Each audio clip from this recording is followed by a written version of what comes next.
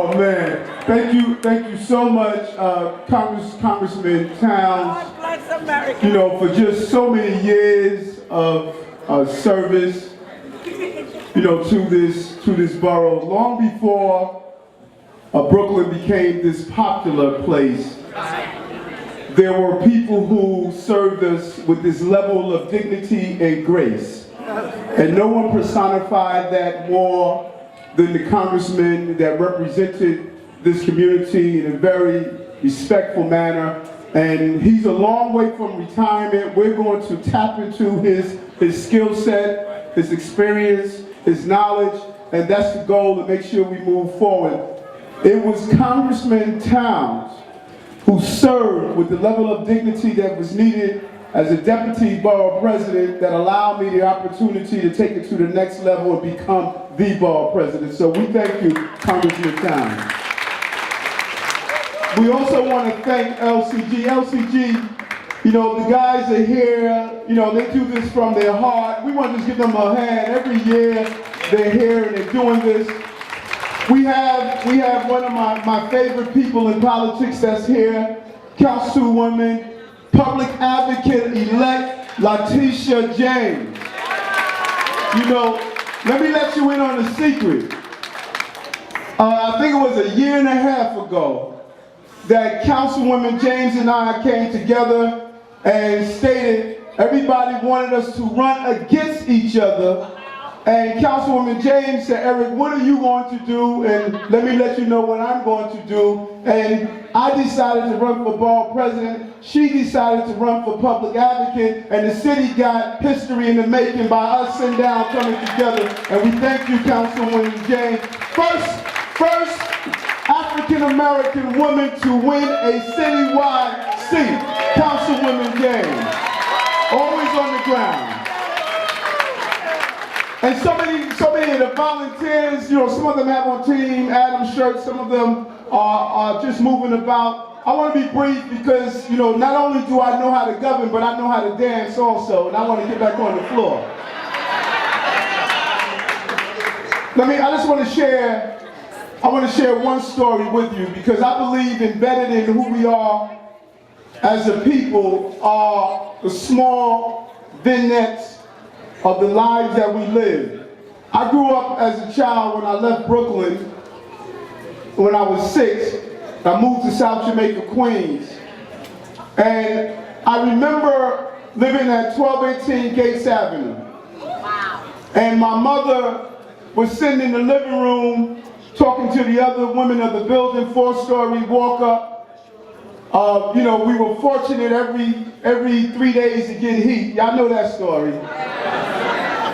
And Mama said to everyone in the room, there was about 7 people in the room, and she said, you know what, I'm going to move my children to Queens. We'll move them to a house. And everyone in the room laughed at her. They said, you know, back then, moving to Queens was like you were saying you was going to move to Mars. And Mother told me that night, I remember going down to her room crying because everyone was teasing my mother. And she said, son, don't worry. Some years later, and countless number of garments she ironed and houses she cleaned. That's right. I remember we packed up my dad's old Chevy, making trips. And looking up at the window, watching the people who laughed at her see us driving off to Queens. And that night, after settling in, she got up the next day, and the attorney, and I want you to hear this, the attorney who was at the closing for the bank was the person that she used to clean the house for. Wow. Wow. And when she went home the next day to clean the house, the attorney told his wife, Dorothy bought a house. I don't know how she bought the house on the salary we had. And when she finished cleaning, they fired her. And she said, son, I got on the F train and I cried in that station, but when I came home to see you children, I wanted you to see that you would never give up. never surrender. And so that's why I had to dance to that song that played, because we're moving on. We're leaving negative people behind. There's no stopping us now. And all of you mothers, as I look out, and the grandmothers that I look out, I know the story I just shared with you is a story that resonates with you, because you had to inspire us all these years to keep moving. And so we're at a good place right now. Yes, we are. And people say, well, you know, you're the first black borough hall. No, it's not about the creed, it's about the deed. I got to do the right thing in the borough of Brooklyn.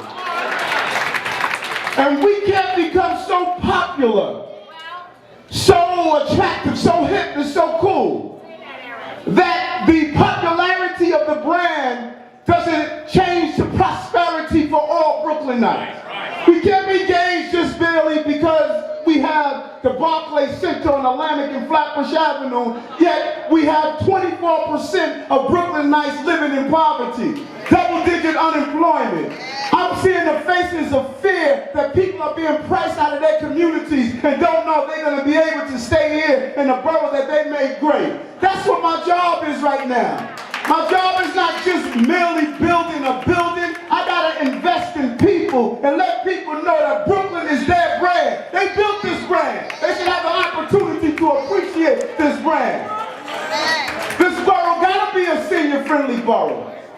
That's what Congressman Towns was talking about. This borough has to be friendly to you. We have to make sure that Borough Hall translates into empowerment for you. All throughout my life, throughout my years in the police department and 100 Blacks in law enforcement, seniors used to stop me on the street and put their hands on my shoulders and just pray for me silently and move on. You have been Councilwoman Tish James and I, you have been our source of energy for so many years. And this is only the beginning of what we're going to do. I guarantee you, you have my utmost commitment that I'm not going to spend my time sitting inside the sterilized environment of Borough Hall. You cannot be a good shepherd if you don't smell like a sheep. I got to get in the street and feel people. People are hurting, they're in pain. And so many of us have become so intellectual and pretty and bougie that we don't understand how to get with our people and help alleviate that pain that they're feeling. So I thank you this Thanksgiving. I thank you for just so many years. And you know, I just say so often that, you know, your two children, the councilwoman and I, you know, we have so much to be thankful for. Amen. We have so many reasons to be happy.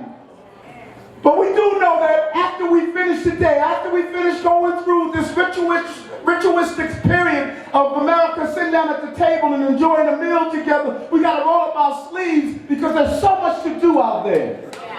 There's so many things that need to happen. And we are energized and we are engaged to make it happen.